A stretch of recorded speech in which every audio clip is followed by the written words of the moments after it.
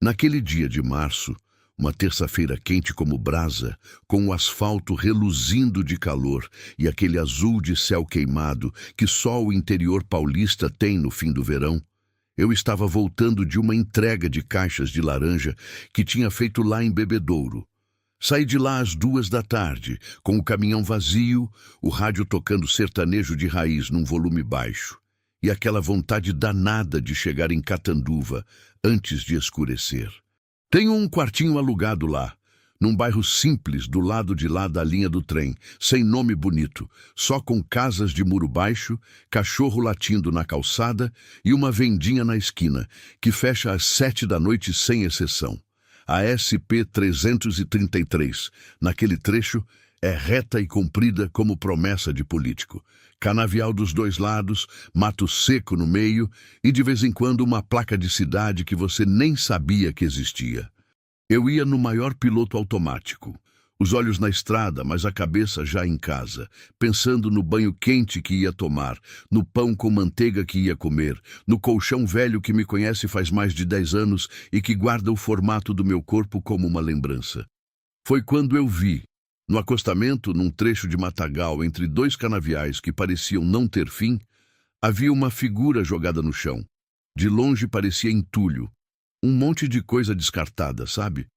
Daquelas sacolas pretas cheias de lixo que as pessoas jogam na beira da estrada porque são preguiçosas ou porque acham que o mundo é lixeira de todo mundo. Tinha sacola, tinha papelão amassado, tinha garrafa plástica, tinha caixa de papelão. E no meio de tudo aquilo, havia algo que não deveria estar ali, alguma coisa em mim. Não sei explicar o que, juro que não sei. E já tentei entender essa coisa muitas vezes depois. Me fez diminuir a marcha. Não foi pensamento. Não foi decisão. Foi o pé no freio antes do cérebro mandar o sinal. O caminhão foi desacelerando devagar, com aquele barulho grave de motor prendendo, e eu fui encostando no acostamento com o pisca-pisca, ligando naquele ritmo monótono que parece o coração batendo devagar. Desci. O calor bateu na minha cara com força, como porta de forno aberta. O cheiro de terra quente, de mato ressecado, de gasolina e borracha aquecida. Fui chegando perto devagar, porque o coração já estava na garganta e eu ainda não sabia bem o que estava vendo. E lá estava ele, um homem, velho, sentado de lado no chão, encostado numa cerca de arame enferrujada, com a cabeça caída para o peito, como se estivesse dormindo. Estava com uma calça escura que já não tinha cor definida de tanta sujeira acumulada, e uma camisa de botão, imagina, daquelas camisas que homem usa em dia de ir ao banco ou à missa, completamente desgastada, com o colarinho puído e 2 botões faltando. Os pés estavam descalços. Ao redor dele, espalhadas pelo acostamento, como se alguém tivesse simplesmente aberto a porta de um carro e jogado tudo para fora, havia sacolas de supermercado velhas, garrafas plásticas amassadas, papelão molhado de orvalho antigo e um par de sapato social furado, jogado a uns 3 metros de distância, como se até o sapato tivesse sido arrancado dele antes de jogá-lo ali. Ele tinha sido deixado ali, com o lixo, como lixo. Me ajoelhei do lado dele. Meu joelho direito protestou, como sempre faz, desde que torci numa entrega mal feita há uns 5 anos. Mas eu ignorei. Encostei a mão no ombro do homem com cuidado, como quem toca uma coisa que pode se quebrar. Ele gemeu. Baixinho, quase nada, mas gemeu. Estava vivo. Senhor, o senhor me escuta? Perguntei com a voz mais calma que consegui, que não era muito calma. Ele abriu os olhos devagar. 2 olhos escuros, fundos, com aquele olhar de quem já passou por coisa demais e não tem mais força para se surpreender com nada. Me olhou sem focar por um tempo, como se estivesse tentando entender quem eu era, onde estava, o que era real. Depois fechou de novo. Fiquei ali parado por um segundo. Olhei para ele, olhei para a estrada vazia nos 2 sentidos, olhei para o céu que começava a laranjear no horizonte. Tentei o celular, um risco de sinal. Quase nada. O SAMU não ia atender num sinal daquele. Pensei em esperar alguém passar, mas a estrada estava deserta e o sol estava caindo. E aquele homem não tinha tempo de sobra. Eu sentia isso nos meus ossos. Botei o braço dele sobre os meus ombros e levantei com cuidado. Pesava menos do que eu esperava. Muito menos. Como se os anos tivessem ido levando ele aos poucos, deixando só o essencial. Carreguei ele até a cabine do caminhão e acomodei no banco do passageiro com toda a delicadeza que um homem do meu tamanho consegue ter. Ele ficou com a cabeça encostada no vidro, os olhos fechados, respirando de um jeito irregular que me deixou com o peito apertado. Enquanto eu dava a partida no caminhão, tentei não pensar demais. Tentei só fazer o que era preciso fazer. Mas uma pergunta ficou girando na minha cabeça enquanto eu acelerava na direção de Catanduva, com o sol se pondo de vez e o interior de São Paulo ficando roxo e dourado nas bordas. Quem no mundo deixa um ser humano jogado no meio do lixo da beira de uma estrada? Eu ainda não sabia que a resposta para essa pergunta ia mudar a minha vida inteira. Tem uma mulher em Catanduva que as pessoas chamam de Dona Sebastiana. 68 anos, cabelo branco preso num coque apertado que não sai do lugar nem com ventania. Voz grossa de quem já deu muita bronca e muito conselho ao longo da vida e um olhar que parece raio-x. Ela mora numa casinha pequena e bem cuidada no bairro do Pinheirinho, com um quintal cheio de planta medicinal. Arruda, boldo, erva cidreira, manjericão, guiné, hortelã e mais umas 10 coisas que eu nunca aprendi o nome. E uma fama de benzedeira que atravessa a cidade faz décadas. Não é charlatanismo, deixa eu deixar isso bem claro. Dona Sebastiana entende de erva do jeito que médico entende de remédio, talvez mais. Já vi ela acalmar criança com febre alta com uma compressa de folha e palavras ditas baixinho. Já vi ela aconselhar gente que estava no fundo do poço de um jeito que nenhum médico do plano de saúde conseguiria. É o tipo de mulher que a cidade toda conhece, mas não sabe valorizar direito, que as pessoas procuram quando estão desesperadas e esquecem quando estão bem. Eu a conheci há uns 8 anos, quando me perdi numa entrega e parei na porta errada. Ela me recebeu com um copo d'água e um sorriso sem julgamento. E desde então, virei cliente fiel do chá de boldo que ela vende em vidrinho aos sábados de manhã.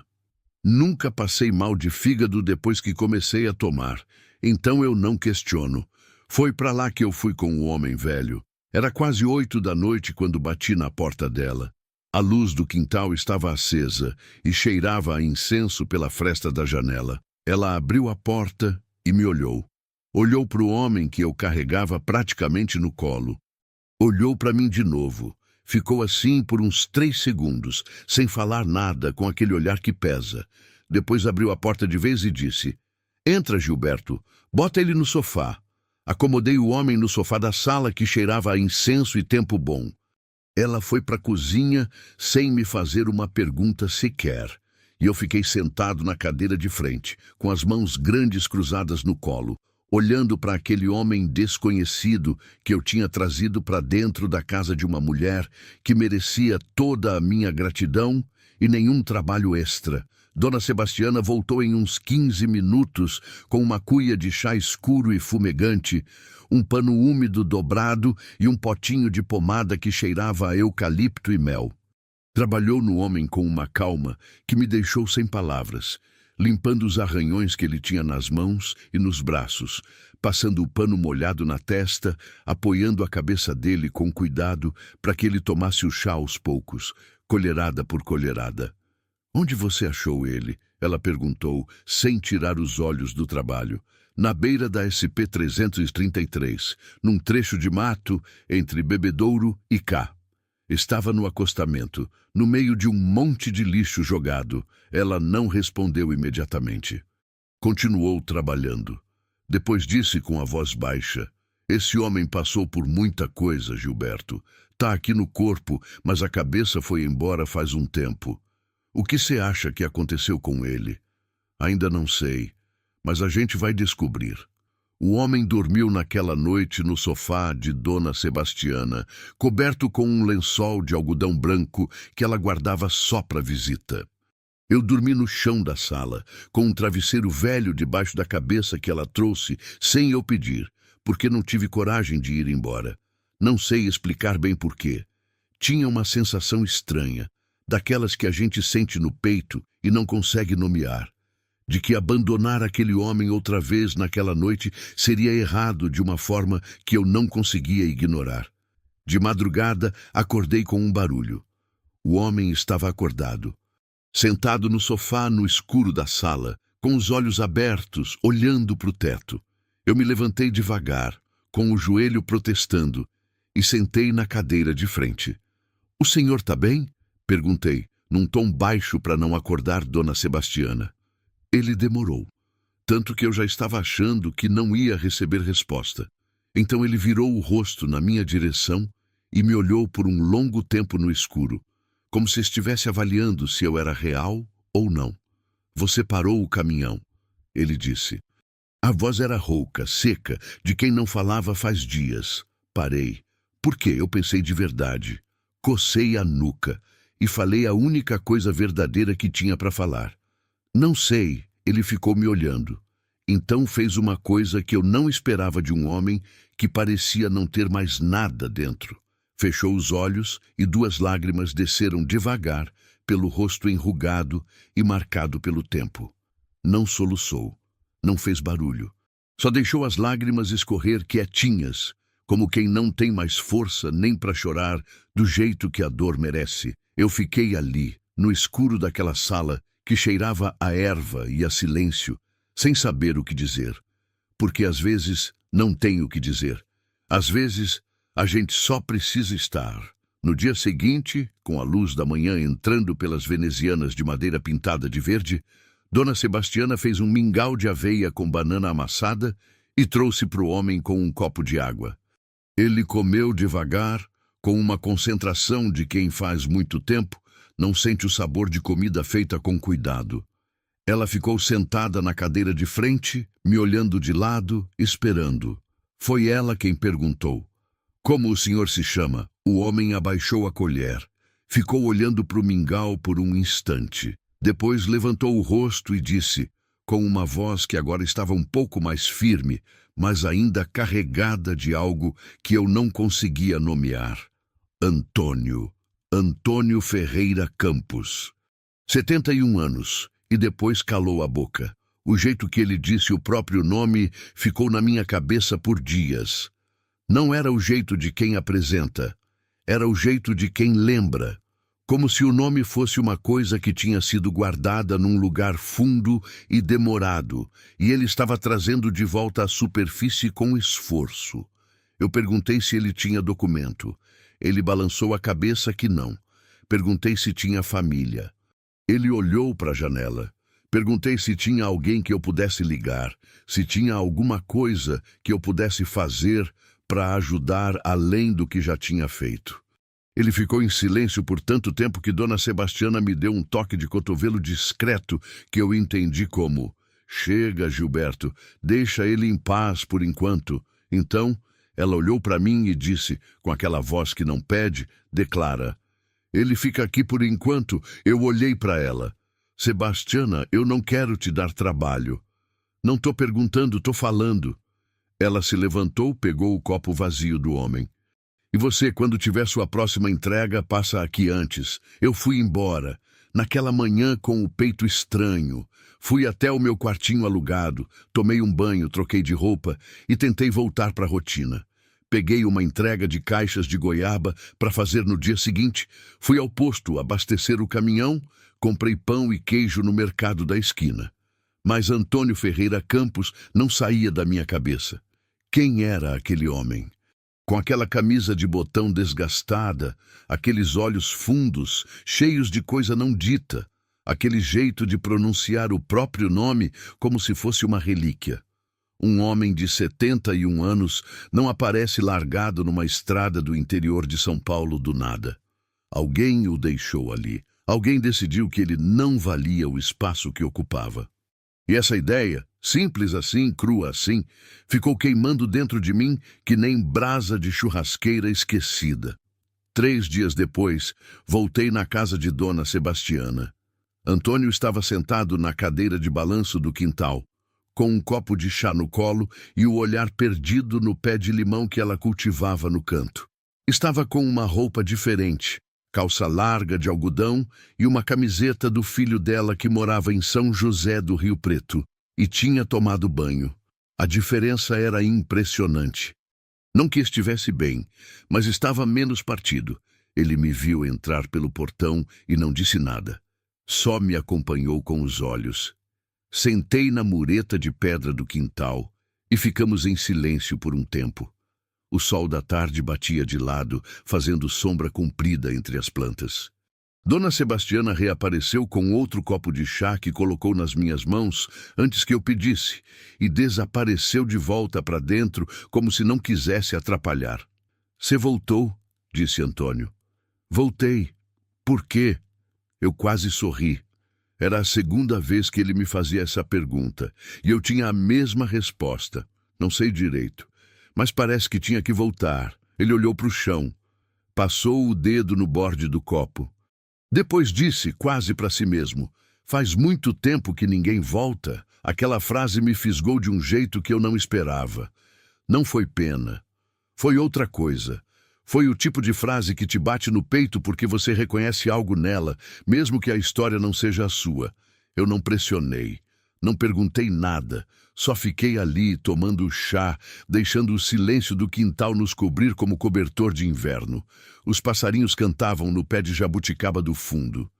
Dona Sebastiana batia alguma coisa na cozinha. O mundo da rua continuava do lado de fora do portão, completamente alheio ao que estava acontecendo naquele quintal. Quando eu me levantei para ir embora, Antônio disse uma coisa que mudou tudo. "Gilberto." A voz era firme agora, diferente, com um peso que não estava ali nos dias anteriores. Eu parei. Me virei. Ele me olhou com aqueles olhos fundos que desta vez não estavam perdidos. Estavam fixos, decididos. Como quem finalmente resolveu abrir uma porta que ficou fechada por tempo demais. O homem que fez isso comigo mora aqui perto, numa fazenda grande aqui do interior de São Paulo, e ele tem muito a responder. O quintal ficou em silêncio, os grilos, o vento entre as folhas do limoeiro, e o peso daquelas palavras pousando no ar entre a gente como coisa concreta, coisa que não ia embora fácil. Eu olhei para ele por um longo tempo. "Você tá me dizendo que alguém te colocou naquela estrada de propósito?" Antônio não respondeu com palavras. Só fechou os olhos e abaixou a cabeça devagar uma vez, firme, sem hesitação. E naquele momento eu soube que a minha vida, que eu achava que conhecia bem, com suas rotas e suas entregas e seus horários, nunca mais ia ser a mesma. Naquela noite eu não dormi direito. Fiquei no meu quartinho alugado, deitado de costas no colchão, olhando para o teto de estuque com uma rachadura no meio que eu já tinha decorado de tanto olhar. O ventilador girava devagar na janela, jogando o ar quente do interior paulista para dentro e para fora, sem muita convicção. E a frase de Antônio ficou rodando na minha cabeça, feito disco arranhado. "O homem que fez isso comigo mora aqui perto. Eu me conheço bem o suficiente para saber que não sou homem de me meter em fria. 42 anos de estrada me ensinaram a manter a cabeça baixa, fazer o meu trabalho e não criar problema onde não tem. Mas também me ensinaram outra coisa, uma coisa que meu pai me disse uma vez e que nunca saiu da memória. Gilberto, a única coisa que um homem carrega para o fim da vida é o que ele fez quando podia ter feito diferente. Eu tinha parado o caminhão. Eu tinha carregado aquele homem. Eu tinha voltado 3 dias depois. Não tinha mais como fingir que aquilo não era comigo. No dia seguinte cedo, antes de pegar minha entrega, passei na casa de Dona Sebastiana. Era quase 6 da manhã e ela já estava no quintal, colhendo folha de erva cidreira com uma tesoura de poda, como se o mundo não tivesse nenhum problema que um bom chá não resolvesse. Antônio estava na cozinha, sentado à mesa com as duas mãos em volta de um caneco de café. Quando eu entrei, ele levantou os olhos para mim. Nenhum dos dois disse bom dia. Não era o tipo de conversa que começa com bom dia. Sentei do lado oposto da mesa. Dona Sebastiana entrou atrás de mim, jogou as folhas numa bacia com água e ficou ali, de pé, encostada na pia, com os braços cruzados. Ela não ia sair. Ela fazia parte daquilo agora, e os dois sabíamos disso. Você falou que o homem mora numa fazenda aqui perto. Eu disse direto. Que fazenda é essa? Antônio deu um gole no café. Colocou o caneco na mesa com cuidado. Então, começou a falar. A história que ele contou naquela manhã durou quase 2 horas. Dona Sebastiana foi fervendo água e fazendo chá, e nenhum dos dois interrompeu. A gente só ouviu. 40 anos atrás, Antônio Ferreira Campos era um homem jovem de 31 anos, recém-chegado do interior de Minas Gerais com uma mala de couro, algum dinheiro guardado de anos de trabalho numa fazenda de café e um sonho simples, ter um pedaço de terra seu. Chegou em Catanduva por indicação de um conhecido e foi ali que encontrou Rubens. Rubens Alcântara Diniz, 58 anos hoje, filho de fazendeiro que tinha herdado uma propriedade média, mas queria fazer ela crescer. Os dois se encontraram numa reunião de compradores de gado num Haras da região, conversaram por horas e saíram de lá como sócios. A sociedade foi formalizada em cartório, metade para cada um. Antônio entrou com o dinheiro que tinha guardado, praticamente tudo que possuía no mundo, e com a mão de obra, pois era ele quem entendia de terra e de gado. Rubens entrou com a propriedade e os contatos comerciais que o sobrenome da família trazia. Durante 12 anos, os dois construíram aquela fazenda juntos, compraram mais terra, ampliaram o rebanho. Abriram um pequeno negócio de venda de leite para as cooperativas da região. A Fazenda Diniz, que ainda carregava só o nome de um dos sócios, numa decisão que Antônio na época achou sem importância, foi se tornando uma das propriedades mais conhecidas do município. Então, no 13º ano de sociedade, Rubens mudou. Antônio não soube explicar exatamente o que aconteceu primeiro. Talvez fosse a ganância que sempre esteve lá e só foi crescendo devagar. Talvez fosse o fato de que Rubens nunca tinha encarado aquilo como uma parceria de verdade, mas como uma conveniência temporária. O fato é que as reuniões de negócio foram ficando mais tensas. Os números que Rubens apresentava não fechavam com o que Antônio via na fazenda. Dinheiro some de conta. Rubens tem explicação pronta. Compra feita sem consultar o sócio, Rubens diz que foi urgência. Decisão tomada sem comunicar, Rubens diz que esqueceu. Antônio começou a desconfiar. Pediu para ver os livros contábeis completos. Rubens deu uma versão. Pediu de novo, mais documentos. Rubens demorou semanas para apresentar. E quando apresentou, havia algo que não batia. Foi quando Antônio contratou um contador particular de outra cidade para olhar tudo por fora. O homem levou 3 semanas e voltou com uma cara que Antônio nunca esqueceu. Tinha irregularidade no registro de propriedade, documentos que tinham sido alterados. A participação de Antônio na sociedade, no papel, havia sido reduzida de 50% para 25%. Numa alteração contratual que Antônio jamais tinha assinado. Ou melhor, havia uma assinatura com o nome dele, mas não era a dele. Rubens tinha fraudado os documentos. Quando Antônio confrontou o sócio, Rubens não negou.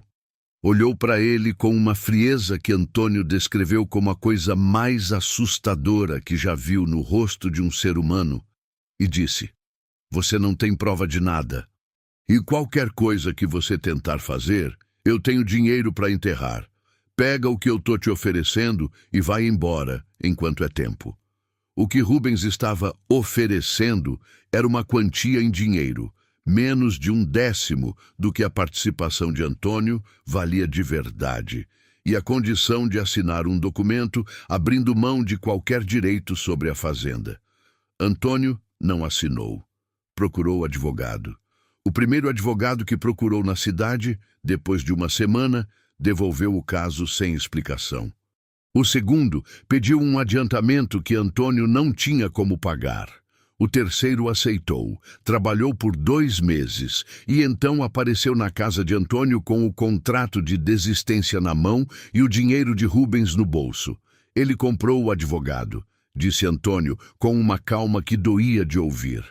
Comprou o advogado, pagou algumas testemunhas para dar versão diferente e usou o prestígio do nome da família para fechar todas as portas que eu tentei abrir. Sem dinheiro, sem advogado, sem prova que sobrevivesse à pressão de Rubens, Antônio foi perdendo o fôlego, perdeu o caso, perdeu a parte que tinha na fazenda, perdeu o dinheiro que tinha investido ao longo de 12 anos de trabalho. E sem ter onde ficar em Catanduva, pois a casa que morava era na propriedade da sociedade, perdeu também o teto. Passou os anos seguintes em deriva. Trabalhou em outras fazendas da região, mas a história tinha circulado do jeito torto, do jeito que Rubens quis que circulasse, e as portas iam fechando. Foi indo para cidades menores, foi perdendo contato com as poucas pessoas que conhecia, foi ficando mais sozinho, mais sem rumo, mais sem chão. Quanto tempo faz isso? Eu perguntei quando ele parou de falar. A sociedade acabou faz 30 anos, ele respondeu. Mas eu nunca saí do interior, nunca fui embora de vez. Fiquei por aqui, de cidade em cidade, como se algum dia fosse encontrar uma saída. E como você foi parar naquela estrada? Antônio olhou para o café frio no caneco. Ficou em silêncio por um momento longo. Eu estava morando num rancho emprestado num sítio perto de Itajobi. O dono do sítio era um senhor idoso que me deixava ficar em troca de ajuda com as coisas pesadas. Quando o senhor ficou muito doente e a família veio tomar conta, eles me pediram para sair. Eu não tinha para onde ir. Comecei a caminhar pela estrada e depois disso, ele parou, passou a mão no rosto. Depois disso, eu já não sei muito bem o que aconteceu. Estava fraco, estava confuso e acordei com você do meu lado. A cozinha ficou em silêncio. O relógio de parede de Dona Sebastiana bateu 7 vezes. Ela foi a primeira a falar. E esse Rubens ainda está na fazenda? Está, disse Antônio. Fazenda Diniz, aqui no município mesmo. Ele tem mais dinheiro hoje do que tinha antes. Casou de novo, tem filhos, tem nome, e eu não sou nada. Eu ouvi tudo aquilo com uma mistura de raiva e impotência que eu não sabia muito bem como segurar. Não era minha história, não era minha briga. Mas algo dentro de mim, o mesmo instinto que tinha pisado no freio naquela estrada, dizia que não era possível ouvir tudo aquilo e simplesmente ir embora, fazer entrega de goiaba. Você disse que tinha prova, eu falei. O contador que você contratou, os documentos que ele viu. Esse contador sumiu. Antônio me interrompeu, com uma leveza triste, que era pior do que amargura. Não sei se foi comprado também, se foi ameaçado, se simplesmente não quis problema. Ele foi embora e nunca mais dei notícia. E os documentos originais, o contrato de sociedade que vocês assinaram no cartório, Antônio ficou me olhando por um segundo. Ainda existem, no cartório. Mas o cartório em questão ficou na administração de um sobrinho do Rubens por anos. Não sei o que tem lá hoje, se foi adulterado também ou não. Eu não disse mais nada por um tempo. Fiquei pensando. Dona Sebastiana foi até a janela e ficou olhando para o quintal com o olhar distante de quem está calculando alguma coisa por dentro. Tem mais uma coisa, disse Antônio de repente. Eu olhei para ele. O Rubens tem uma filha. Crescida já. Ela cuida de uma parte das coisas da fazenda, vende produto na feira da cidade. E ela não sabe de nada. Ele disse isso com um peso que eu não esperava. Pelo menos é o que eu acredito. Ela era criança quando tudo aconteceu. Sem saber, Dona Sebastiana voltou da janela, Olhou para mim com aquele olhar que faz a gente se sentir transparente e disse: Gilberto, você vai à feira no sábado? Vou. Sempre vou comprar verdura. Então vai com os olhos abertos dessa vez. Eu entendi o que ela estava dizendo sem precisar de explicação. A Feira Livre de Catanduva acontece toda semana na Praça Central, com aquele movimento de interior que não existe em lugar nenhum. O cheiro de pão de queijo quentinho misturado com terra molhada, as barracas coloridas de lonas desbotadas, os feirantes gritando o preço da banana e do mamão, crianças correndo entre as pernas dos adultos, senhor sentado na cadeirinha de plástico tomando caldo de cana. E o Rubens nunca ia contar para a filha o que fez. Eu deixei isso assentar. Uma filha, criada num patrimônio construído sobre uma injustiça. É o tipo de coisa que faz a gente se sentir em casa, mesmo quando está longe. Eu cheguei às 8 da manhã do sábado seguinte, com a sacola de lona dobrada debaixo do braço, como sempre, fingindo que era um sábado normal. Passei pela banca de pão caseiro, pela de queijo e linguiça, pela do velho Evaristo, que vende mel de abelha e sempre tenta me convencer de que mel cura tudo de gripe à tristeza. E então eu a vi. Estava numa banca no meio da feira, atrás de uma mesa coberta de toalha xadrez, azul e branca, com queijo coalho fatiado, requeijão em vasilha, manteiga de garrafa e alguns potes de doce de leite. Era uma mulher jovem, 30 e poucos anos talvez, de cabelo escuro preso num rabo de cavalo, avental simples, mãos ocupadas embalando um pacote de queijo para uma senhora que estava na frente dela. Tinha um jeito direto de falar, sem enrolação, com um sorriso que aparecia rápido e desaparecia rápido, de gente que trabalha e não tem tempo de ficar parado. O nome dela estava escrito num cartaz feito à mão, fixado na frente da banca com fita adesiva. Produtos da Fazenda Diniz. Fernanda Diniz Alcântara. 32 anos, soube depois. Filha de Rubens. Eu me aproximei da banca como qualquer cliente normal. Pedi 200 gramas de queijo coalho. Ela pesou, embalou, me disse o preço. Eu paguei. Ela me deu o troco. Tudo rápido, tudo simples. Mas quando eu estava guardando o troco no bolso, ela olhou para mim de um jeito diferente. Não de suspeita, mas aquele olhar de quem acha que conhece de algum lugar, e disse: O senhor não é o Gilberto que faz entrega pela região? Eu fiquei parado por um segundo. Sou sim. Me conhece? Meu pai comprou laranja do senhor umas 2 vezes, anos atrás. Ele sempre falava bem do caminhoneiro pontual. Ela deu aquele sorriso rápido. Sou a Fernanda. Gilberto, eu disse, e apertei a mão dela por cima da bancada. Foi a primeira vez que eu a vi de perto. E o que eu pensei naquele momento, e me envergonhei de pensar, porque a situação não era para isso, foi que ela tinha olhos honestos. O tipo de olhar que não esconde nada porque não tem nada a esconder. E foi exatamente isso que me deixou com o peito pesado enquanto eu saía da feira com o queijo na sacola e o peso de saber o que sabia. Fernanda não sabia de nada. Isso eu sentia na pele.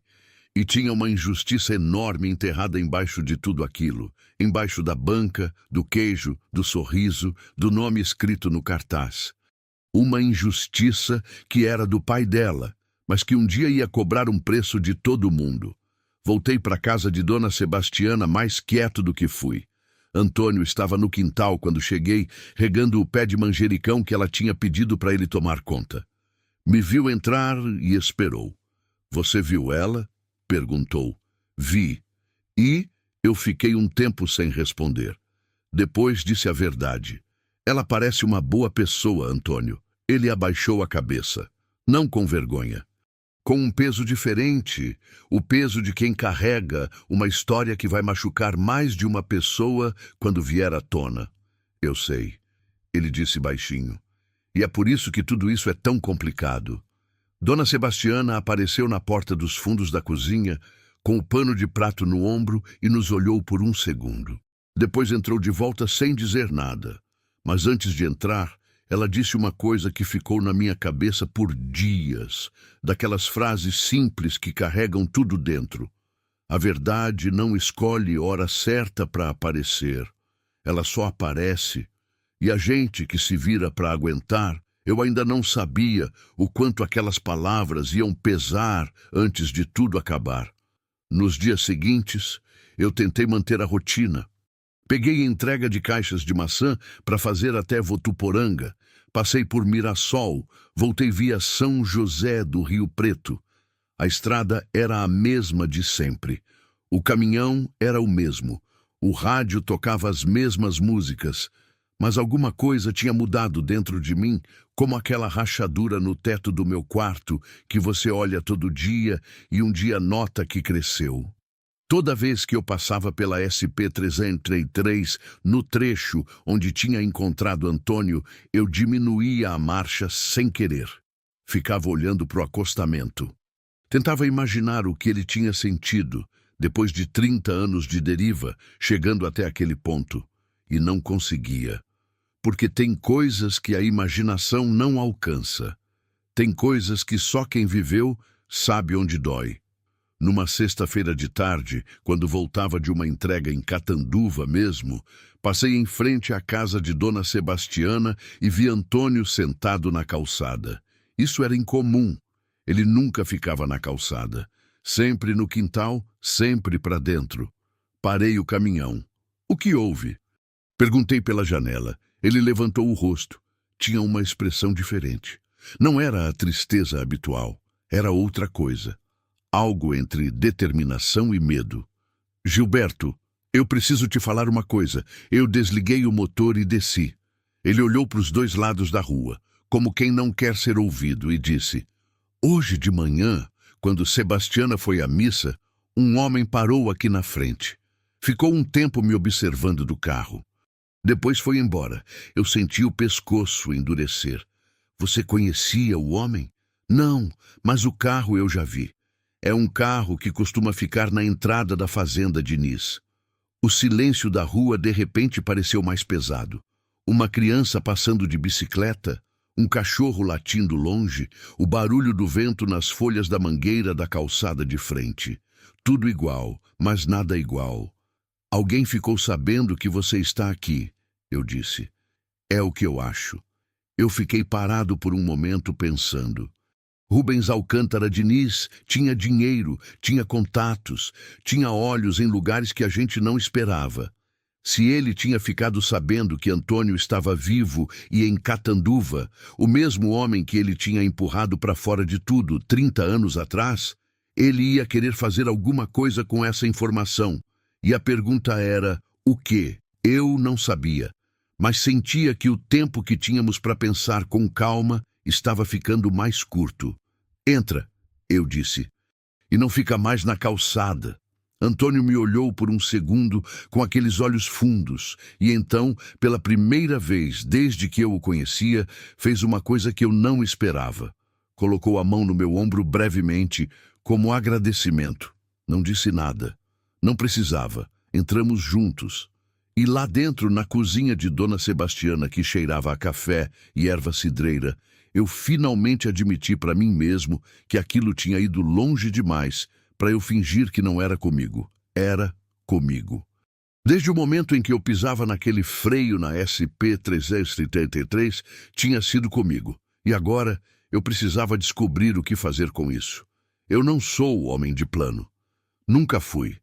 Minha vida inteira foi feita de decisão na hora, de improviso, de resolver o problema que aparece na frente sem muito tempo de pensar. Mas aquela situação pedia outra coisa. Pedia calma, pedia cabeça. E eu não tinha certeza se tinha nenhuma das duas. Na noite daquele mesmo dia, depois de deixar Antônio na casa de Dona Sebastiana e pedir para ela trancar o portão, eu fui para o meu quartinho e fiquei sentado na beirada da cama por um tempo que não sei dizer quanto foi. O ventilador girando, a rua lá fora, um cachorro latindo longe, e aquela questão enorme tomando conta do espaço dentro da minha cabeça. O que eu ia fazer? Rubens Alcântara Diniz era um homem poderoso numa cidade pequena. E cidade pequena tem uma lógica própria que quem é de fora não entende.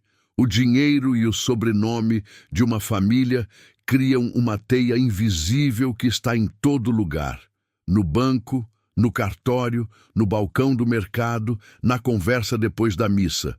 Não é que as pessoas são necessariamente do lado de quem tem dinheiro. É que elas sabem que quem tem dinheiro pode afetar a vida delas. E isso muda tudo. Eu era caminhoneiro, autônomo. Dependia de cliente, de indicação, de boa vontade de pessoas que me contratavam para fazer entrega. Se Rubens quisesse me fechar portas na região, ele poderia. E eu sabia disso. Mas tinha Antônio. E tinha o que eu tinha visto naqueles olhos fundos, quando ele contou a história naquela manhã de quase 2 horas na cozinha de Dona Sebastiana. E tinha aquela frase que meu pai disse uma vez e que nunca saiu da memória. Então eu fiz o que faço quando não sei o que fazer. Acordei cedo, tomei café e fui resolver uma coisa de cada vez. A primeira coisa que eu precisava entender era se os documentos originais ainda existiam.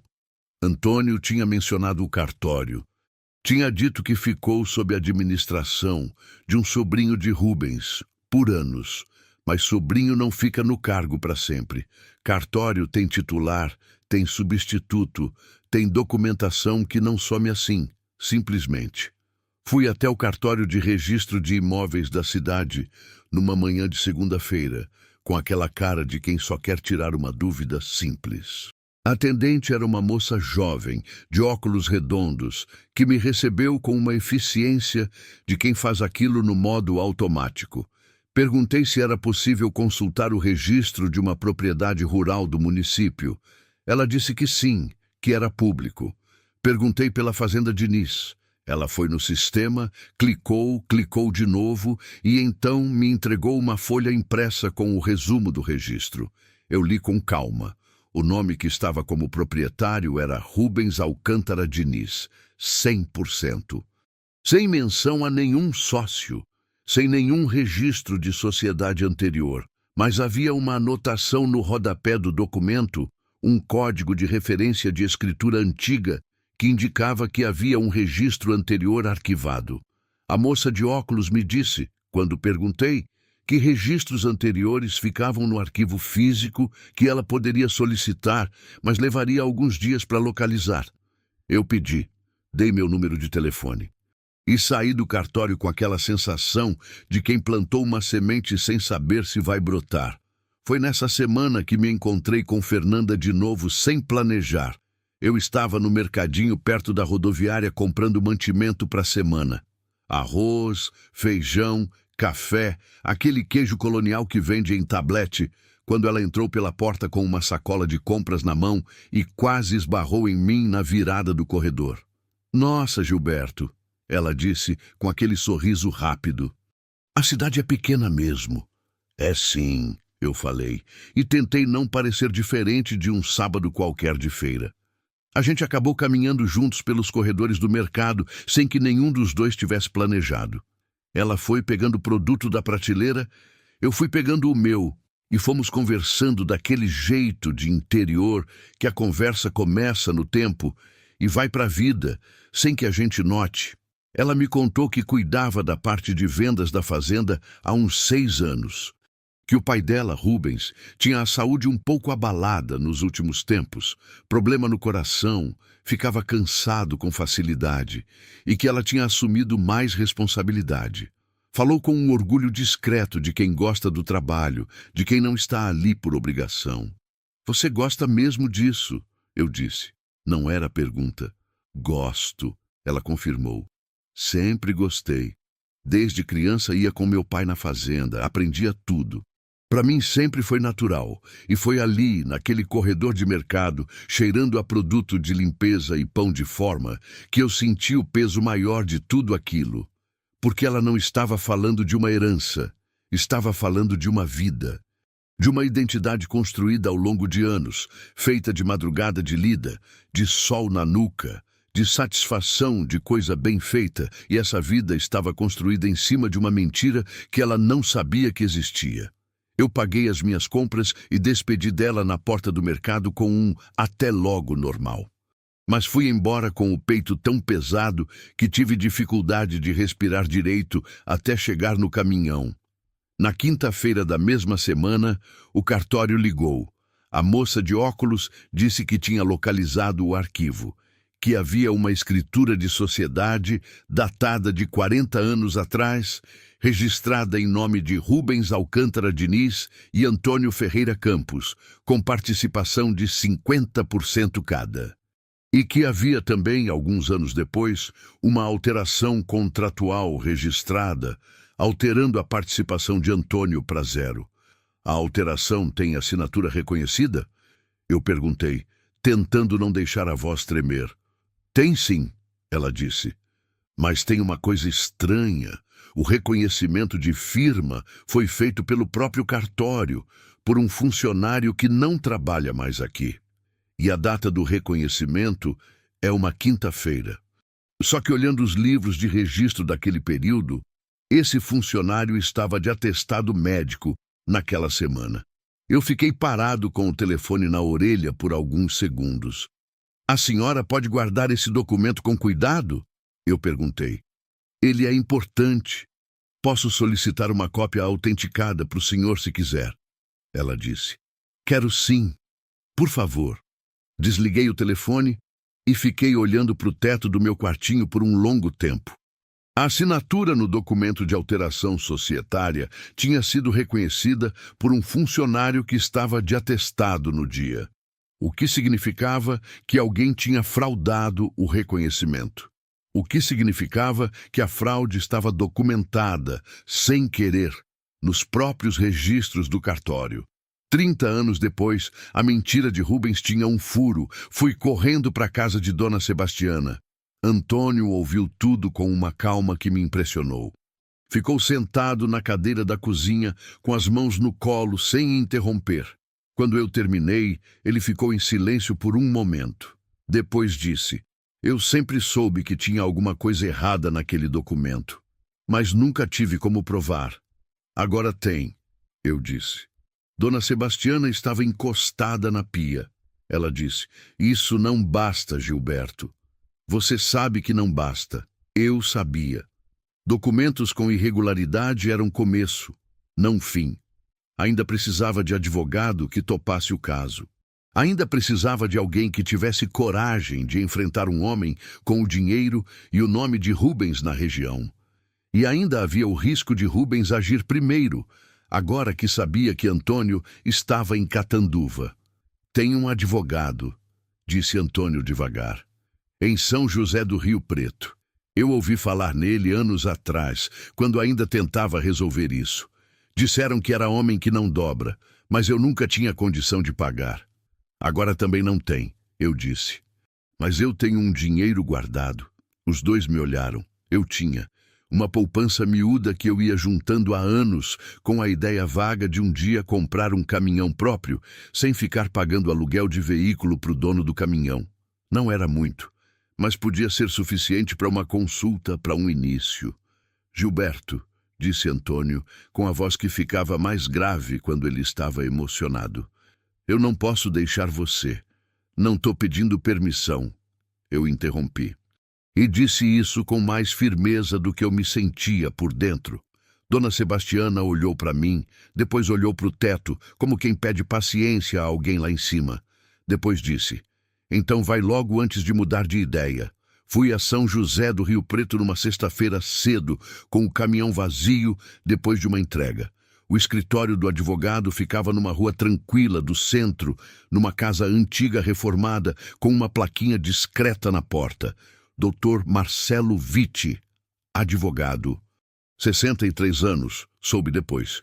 Cabelo grisalho, óculos de armação grossa, jeito direto de falar, que me lembrou um pouco de Dona Sebastiana. Ele me ouviu por quase 1 hora sem interromper, com um bloco de papel na frente onde ia anotando coisa de vez em quando. Quando eu terminei, ele ficou olhando para as anotações por um momento. O documento de alteração societária com o reconhecimento irregular é uma evidência forte, ele disse. Se houver outros registros que corroborem, testemunhos, correspondências, qualquer coisa que mostre que a alteração não foi consensual, é possível construir um caso. Quanto tempo levaria? Ele fez uma expressão que eu conhecia.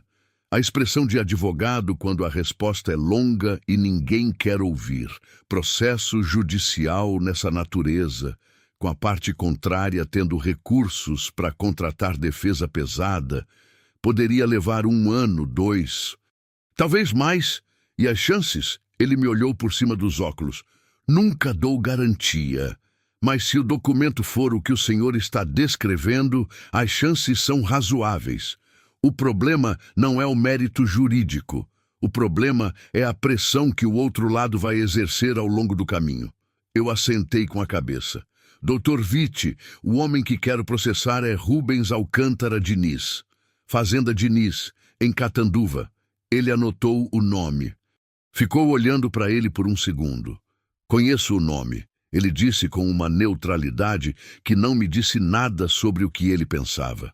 E mesmo assim, o senhor toparia o caso? Ele fechou o bloco de papel. Me olhou. Se as evidências forem o que o senhor diz, sim. Mas eu preciso ver os documentos do cartório antes de qualquer compromisso.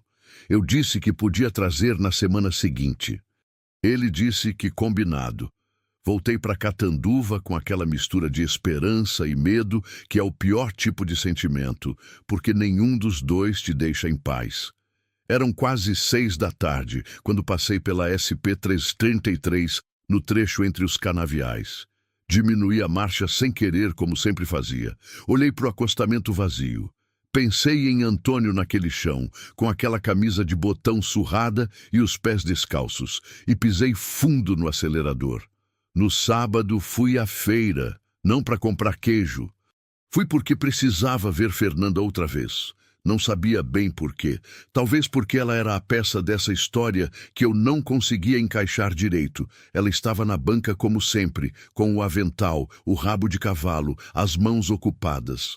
Me viu chegar e acenou com a cabeça, aquele gesto simples de quem já te reconhece. Comprei um requeijão. Fiquei 1 segundo a mais do que deveria. Você tá bem? Ela perguntou, olhando para mim com aquele olhar direto. Você tá com uma cara estranha. Tô bem, eu disse. Só com coisa na cabeça. Entrega complicada. Algo assim. Ela me deu o troco e disse com um sorriso de canto de boca. Qualquer coisa, o café da banca do seu Evaristo resolve. Ele jura que o mel ajuda a pensar. Eu ri.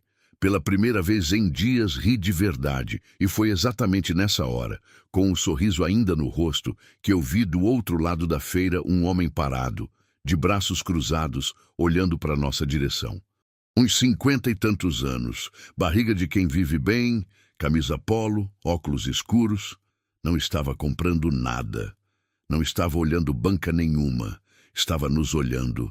Fernanda seguiu meu olhar e ficou séria de repente.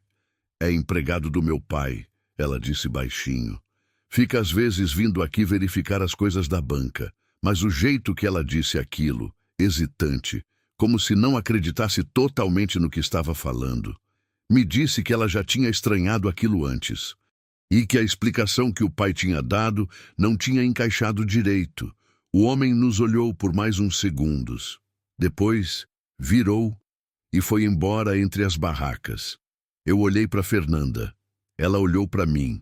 E naquele olhar trocado em fração de segundo, havia uma pergunta que nenhum dos dois fez em voz alta, mas que estava ali, flutuando no ar quente de feira entre o cheiro de queijo e de pão.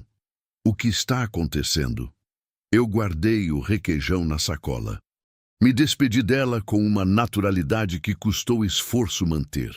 E fui embora da feira com a certeza de que o tempo estava acabando.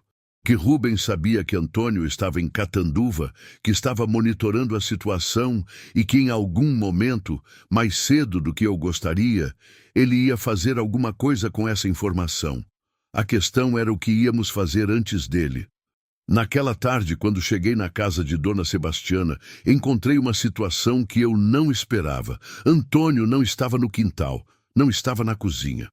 Dona Sebastiana estava sentada na sala com as mãos no colo, com uma expressão que eu nunca tinha visto nela.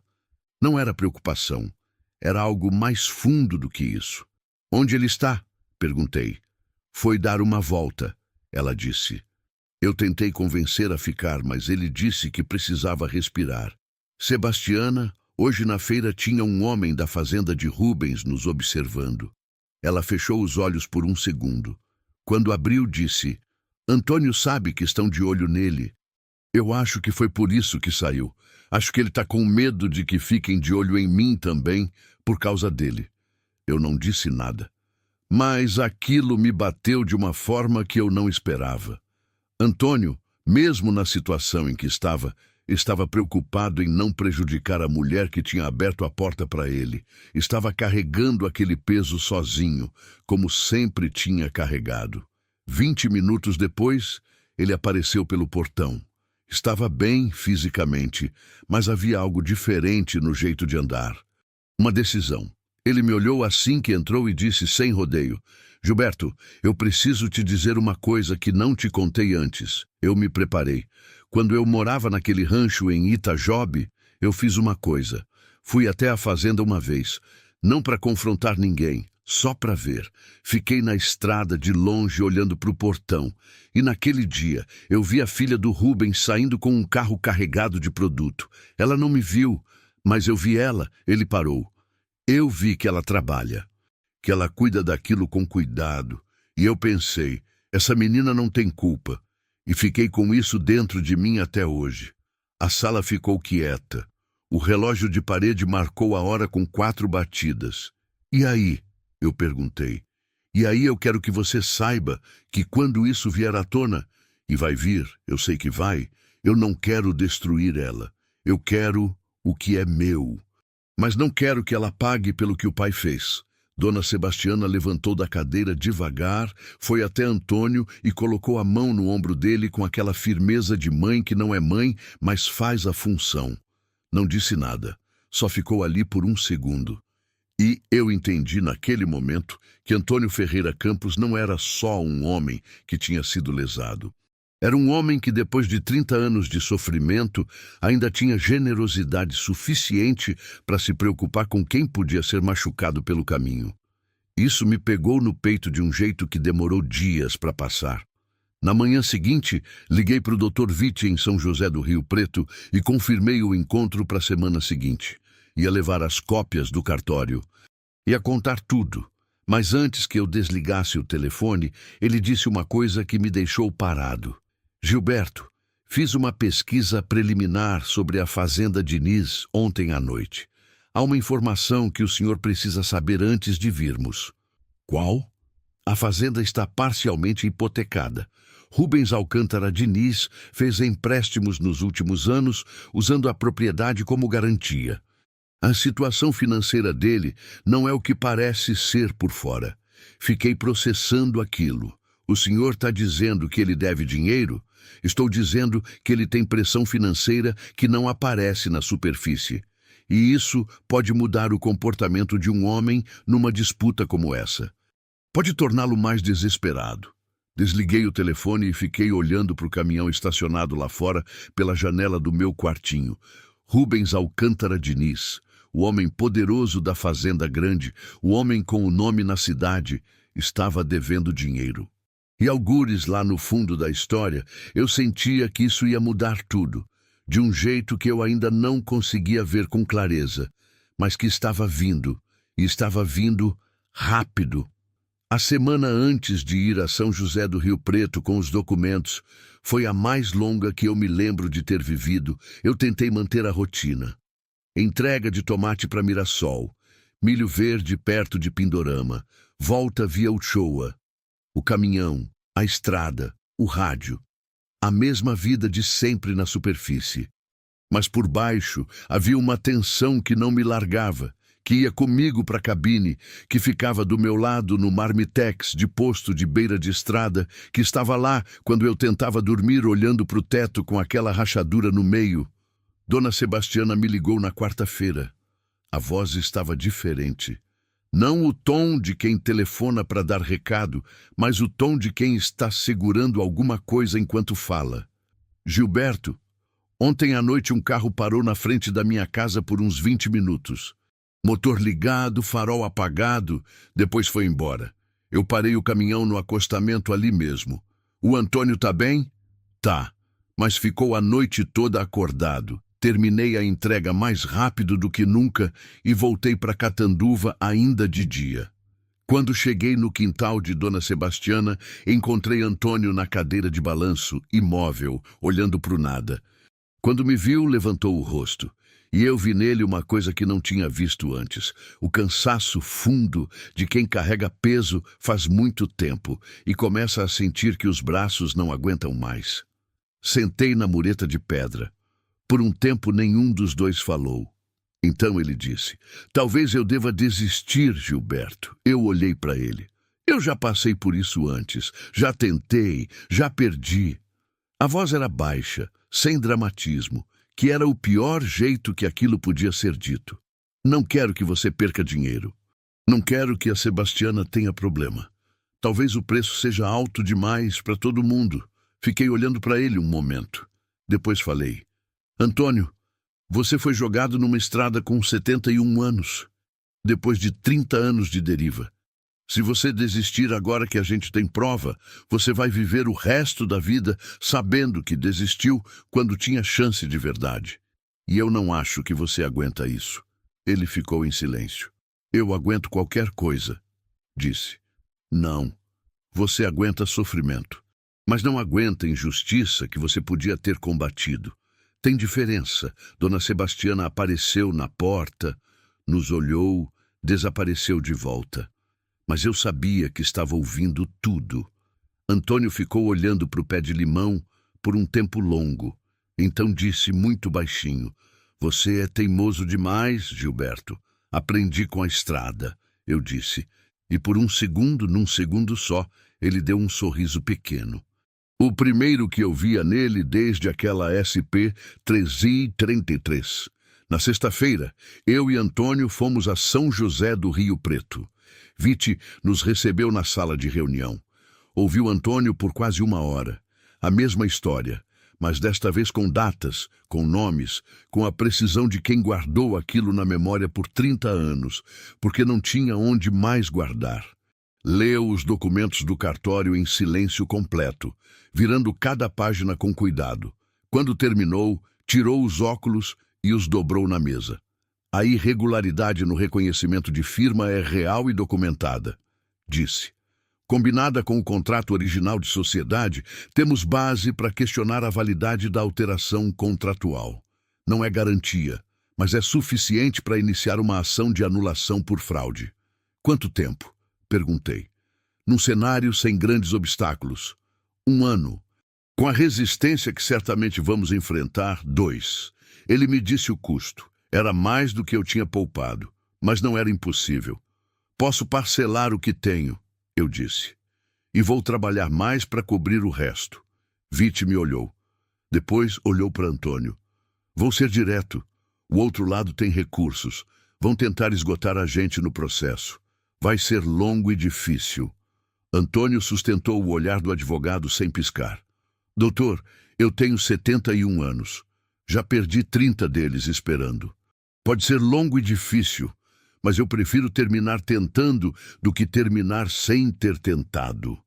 Vite ficou olhando para ele. Então, assentiu com a cabeça, uma vez firme. Combinado. Voltamos com o sol caindo no horizonte.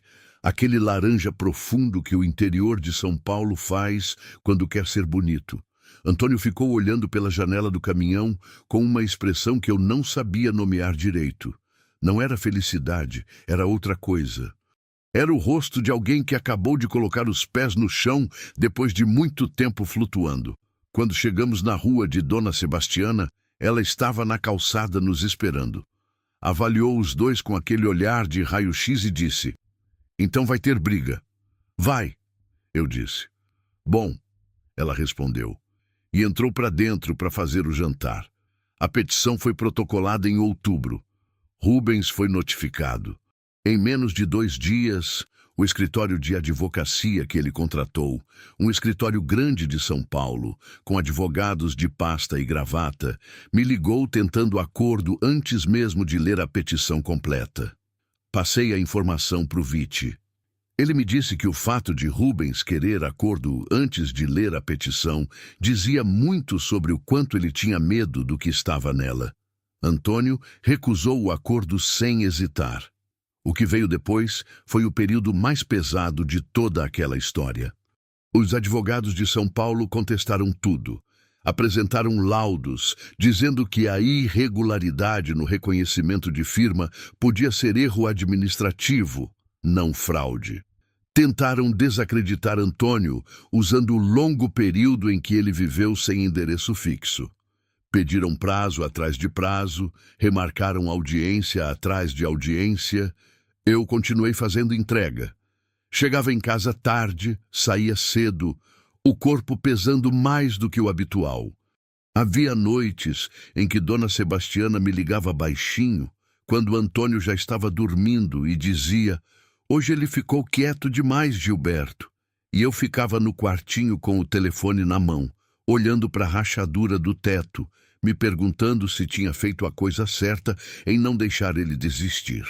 E então pensava naquele acostamento na SP-333 e ficava quieto. Em julho, 8 meses depois de eu ter encontrado Antônio na estrada, Fernanda me parou na feira com um olhar diferente. Não era o olhar direto e tranquilo de sempre. "Gilberto, você pode me falar a verdade sobre uma coisa?" Meu estômago fechou. "Você está envolvido num processo contra meu pai?" O mundo ao redor continuou igual. Barulho, cheiro, movimento da feira. Mas, entre eu e ela, o ar ficou parado. Eu podia negar. Era a saída mais fácil. Mas eu olhei para ela e me lembrei do que Antônio tinha dito. Ela parece boa gente. E boa gente merece honestidade de volta. "Sim", eu disse. Ela ficou imóvel por um segundo, então assentiu com a cabeça. Devagar. Como quem confirma algo que já suspeitava, mas precisava ouvir. "Me conta tudo", ela disse, e eu contei. Ali mesmo, na beira da banca, em voz baixa, com o movimento da feira ao redor, a história de Antônio, o que os documentos mostravam, o que o processo dizia. Fernanda ouviu sem interromper. O rosto foi mudando conforme eu falava. Tensão, incredulidade, dor e depois uma expressão que eu não soube ler direito. Quando terminei, ela ficou em silêncio por um tempo longo. "Eu preciso ver os documentos", ela disse. Mandei tudo pelo Vitti. E então fiquei esperando sem saber o que esperar. Fernanda levou 2 dias para me ligar. Quando ligou, a voz estava mais firme. A voz de quem tomou uma decisão difícil e já fez as pazes com ela. "Eu fui falar com meu pai", ela disse. O coração parou. Quando eu mostrei os documentos e perguntei diretamente, ele não negou. Ficou olhando para o chão e ficou quieto. E para mim o silêncio foi a resposta. Eu não disse nada. "Eu encontrei alguma coisa", ela continuou, "num baú que ficava num quarto dos fundos da fazenda, que ele nunca me deixou abrir. Eu abri hoje. O que tinha lá? Documentos antigos, cartas, recibos da época da sociedade." Ela pausou. "E um caderno com a letra do meu pai, com o plano de como ia tirar o Antônio da sociedade. Com datas, com detalhes. Está tudo lá, guardado por ele mesmo." Eu segurei o telefone com força e fechei os olhos. Rubens Alcântara Diniz tinha guardado a prova do que tinha feito. Por orgulho, por descuido, ou por uma parte de si mesmo que nunca conseguiu apagar o peso do que havia feito. Ninguém ia saber nunca. Mas estava lá. Assista até o final, você não vai se arrepender. Comente de onde você está ouvindo essa história e se inscreva no canal para apoiar esse trabalho. Sua ajuda é muito importante. O caderno mudou tudo.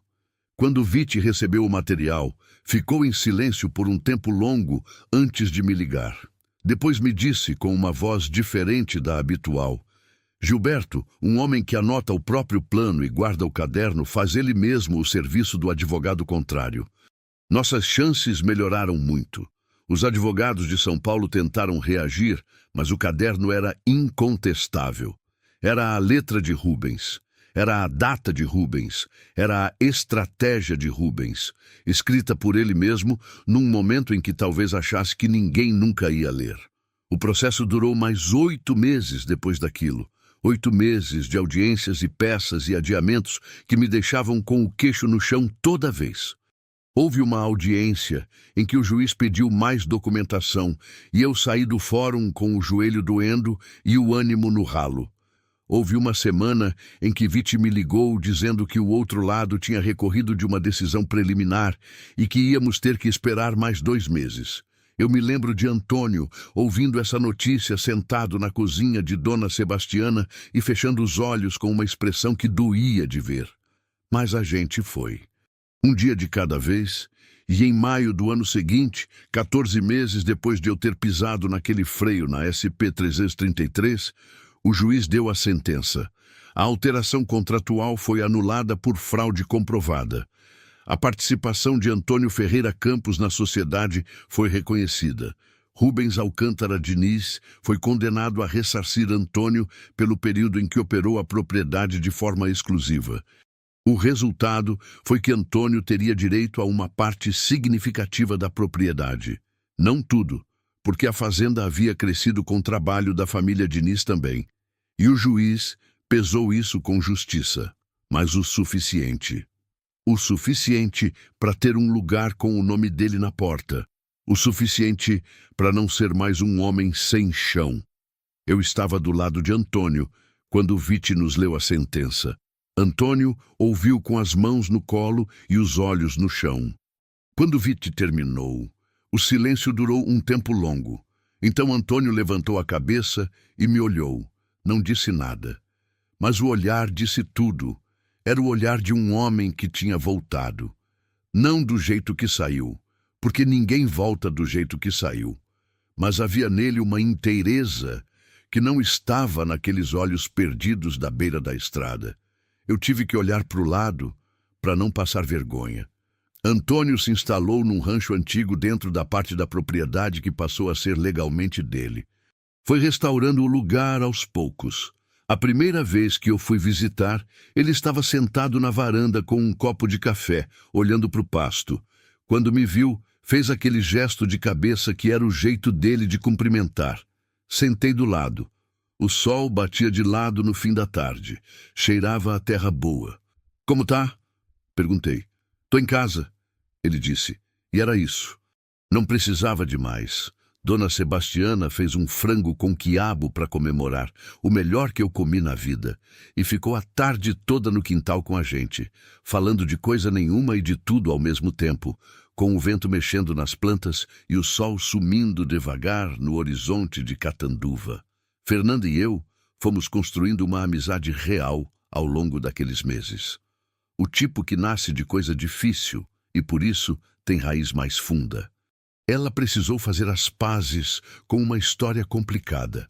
Descobrir que o patrimônio que amou foi construído em cima de uma injustiça não é coisa que se digere de um dia para o outro. Mas ela foi. Do jeito dela, com a firmeza que eu tinha reconhecido naqueles olhos diretos desde o primeiro sábado de feira. Não sei se fiz a coisa certa em tudo isso. Nunca sei ao certo. Mas sei que fiz a coisa que eu não ia conseguir não fazer. Tem coisas que a gente olha e não tem como desviar. Não por heroísmo, não por bondade calculada, só porque o corpo decide antes da cabeça. Foi o pé no freio antes do cérebro mandar o sinal. E foi o suficiente. Na volta para casa, peguei a SP-333. Quando passei pelo trecho entre os canaviais, aquele acostamento que eu já conhecia de cor, olhei para o asfalto vazio e segui em frente. Rubens Alcântara Diniz não apareceu em nenhuma das audiências finais. Os advogados cuidaram de tudo. Fiquei sabendo por Fernanda, semanas depois, que a saúde do pai tinha piorado bastante durante o processo. O coração cedeu sob o peso daqueles meses de pressão. Ela me contou sem rancor e sem pena com a voz de quem ainda está aprendendo a carregar uma história que é mais complicada do que parece de fora. Ela foi até o rancho de Antônio uma vez, alguns meses depois que tudo acabou. Eu não fui junto. Senti que era uma conversa que os dois precisavam ter sem testemunha. Ela ficou lá por quase 2 horas. Quando saiu, me ligou brevemente e disse só isso. Ele é um homem bom, Gilberto. Eu disse que sabia. E eu entendo agora por que você parou o caminhão.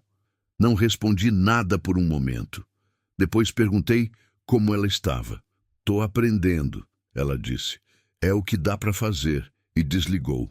Eu fiquei com o telefone na mão por um tempo, olhando para o quintal de Dona Sebastiana pela janela. Ela estava podando o pé de arruda com a tesoura de sempre, concentrada, como se o mundo tivesse ou não tivesse problema que era igual para ela. Havia uma constância nessa mulher que me fazia bem só de observar. Pensei em tudo que tinha acontecido desde março do ano anterior, em 14 meses de história que eu não pedi, não planejei, e que mudou uma porção de coisas dentro de mim que eu ainda não sei nomear direito. Aprendi que tem hora que a coisa mais difícil não é fazer o bem, é manter fazendo quando o bem começa a custar, quando o dinheiro da poupança some, quando o processo não anda. Quando você olha para um homem de 71 anos, fechando os olhos de cansaço e pensa, será que eu errei em não deixar ele desistir?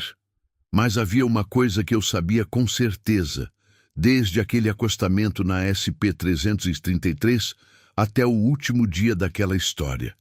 Antônio Ferreira Campos merecia ter alguém que parasse, e eu parei. Às vezes é isso que muda tudo.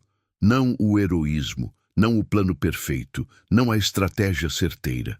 É o pé no freio num trecho de estrada vazia, num fim de tarde de março, quando o caminhão tá vazio e a cabeça tá cheia e o corpo já decidiu antes da razão chegar. É a mão estendida para quem foi jogado fora, como se não valesse nada, porque às vezes o que foi descartado é exatamente o que vai mudar a sua história e a história de todo mundo ao redor.